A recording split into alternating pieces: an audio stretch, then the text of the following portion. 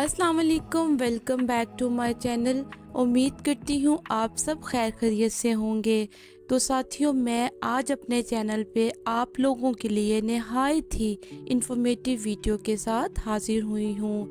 इस वीडियो को जब आप लोग देखेंगे तो आपकी मालूमात में बहुत ज़्यादा इजाफ़ा होगा।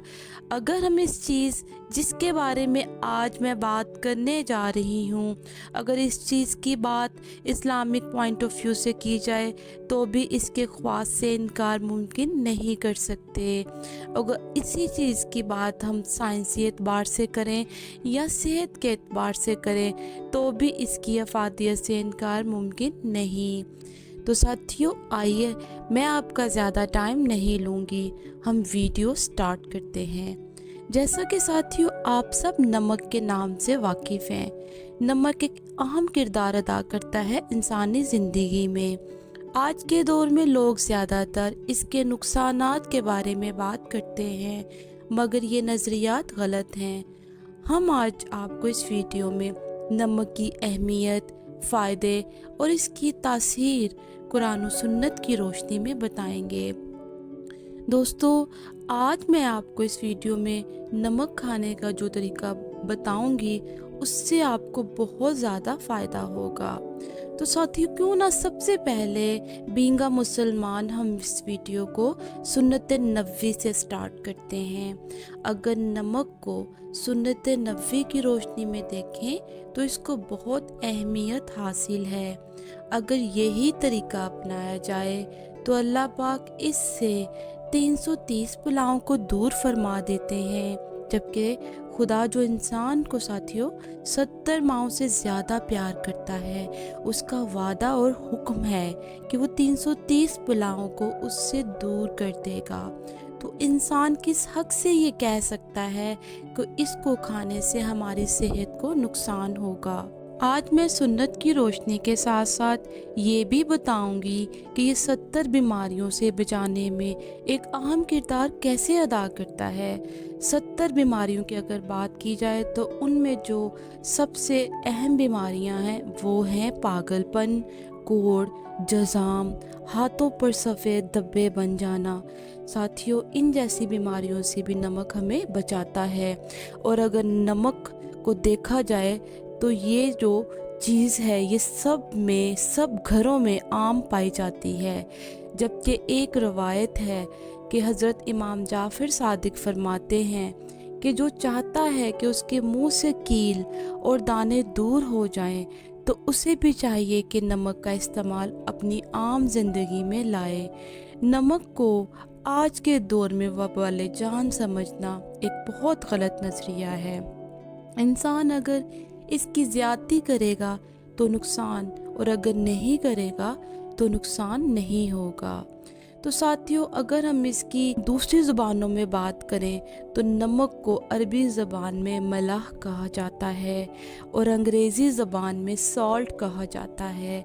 जैसे कि आपको मालूम है कि ये साइंस का दौर है और इसमें नमक यानी मलाह को साइंस में भी बहुत ज़्यादा अहमियत हासिल है। साइंस के फार्मूलेटेड की अगर बात की जाए तो इसे NaCl के नाम से भी पुकारा जाता है।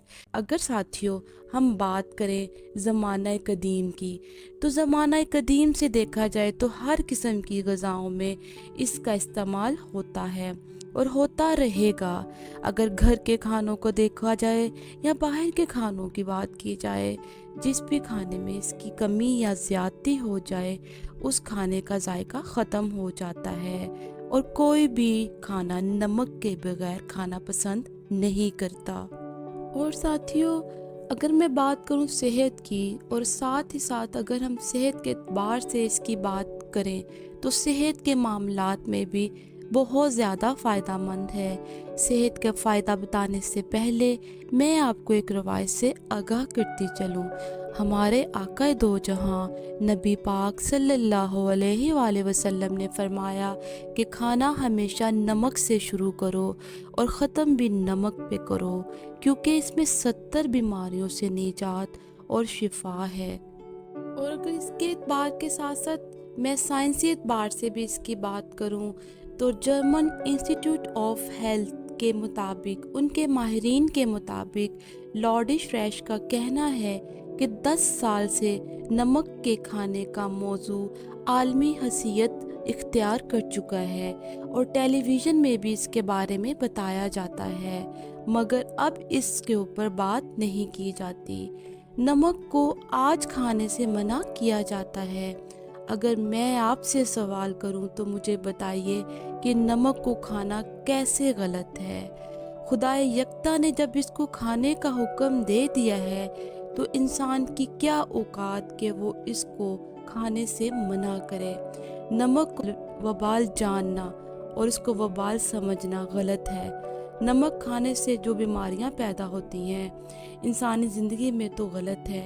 بیماریاں تو خدا کی طرف سے ہیں، یہ تو انہیں دور کرنے کا ذریعہ ہے۔ جیسا کہ انسان کی زندگی اور موت خدا کے ہاتھ میں ہے، انسان اس کے آگے کچھ نہیں کہہ سکتا، تو اسی طرح کسی بھی چیز کے بارے میں، اس کی تحقیق کے بارے میں بات کرنا بہت غلط ہوتا ہے۔ اور آپ کو ایک بات سے آگاہ کروں تو خدا نے اور اس کے رسول نے نمک کو سنت قرار دیا ہے۔ ساتھیوں، باتیں تو ساتھ ساتھ چلتی رہیں گی، لیکن میں آج آپ کو ایک پوائنٹ پر بھی لے کے آتی ہوں۔ اس کے ساتھ ساتھ میں آپ کو ایک روایت کے مطابق بھی بتاؤں گی کہ اس میں ہمیں کس چیز سے آگاہی دی گئی ہے۔ بتایا جاتا ہے کہ تم لوگ نمک کھانے میں استعمال کرو کیونکہ نمک کھانے میں بھی حکمت ہے، اور نمک جو ہے وہ کھانے کی اصلاح کرتا ہے۔ اسی طرح ہمارے معاشرے کی اصلاح بھی انہی لوگوں سے ہوتی ہے۔ حضرت عبداللہ بن عمر سے روایت ہے کہ اللہ تعالیٰ نے آسمان سے زمین کی طرف 4 برکتیں نازل فرمائیں، اور آپ کو معلوم ہے ساتھیوں وہ 4 برکتیں کیا تھیں؟ میں آپ کو بتاتی ہوں۔ نمبر 1 پہ تھا لوہا، نمبر 2 پہ آگ، نمبر 3 پہ پانی، اور پھر نمک۔ یہ خدا کی طرف سے عطا ہوئی مسلمانوں کے لیے ایک نعمت ہے۔